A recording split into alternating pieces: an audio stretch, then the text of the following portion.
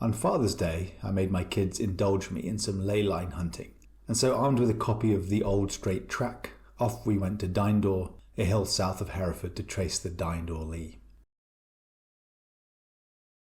Dinedor is a hill fort with lovely views of Hereford and the Black Mountains. The road up is a potholed nightmare, which may explain why it was so quiet, despite it being a sunny Sunday. Alfred Watkins did not mean for his ley lines to become the preserve of the woo. Through observation of the Herefordshire landscape, Watkins simply proposed that ancient peoples deliberately built monuments and settlements along straight pathways to aid in navigation. He called these pathways leys, from the Anglo-Saxon word for a clearing. Watkins proposed a ley that connected the north-eastern ramparts of Dinedor with Hereford Cathedral and the spire of All Saints' Church behind it. The spire lines up very nicely behind the cathedral tower. Watkins identified this ley line that comes along the edge of Dinedor camp and then to the cathedral and All Saints behind. Can't quite line it up from here. I'd have to walk further on, but the trees are in the way. But you can see the cathedral just about there in the middle, and that's the ley.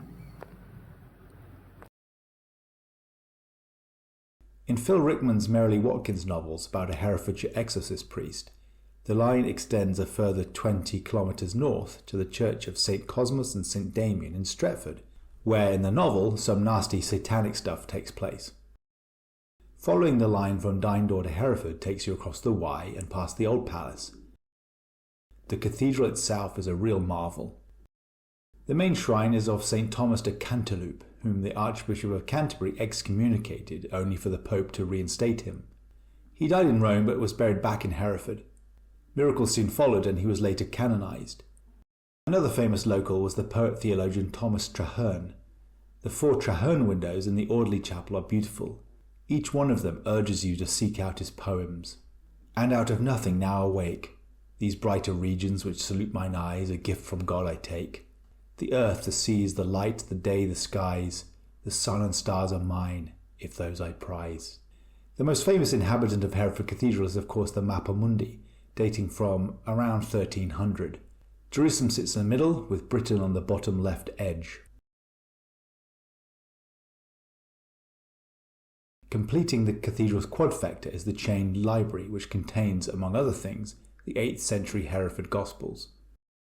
Outside of the cathedral, the statue of Sir Edward Algar on the green is situated in a bizarre bit of local folklore over the grave of a vampire. The old streets of Hereford take you to All Saints' Church, where another item of Herefordshire weird can be found. Best googled rather than shown, lest this video fall foul of internet filters. At the end of Phil Rickman's extension to the Dinedor Lee is the Church of St Cosmas and St Damien, Stretford. Cosmas and Damien are the patron saints of physicians. Their most famous miracle, known as the miracle of the black leg, tells how they replaced the diseased leg of a white European man with the leg of a deceased Ethiopian man. As a result, churches dedicated to Cosmas and Damien often display both black and white candles on their altars.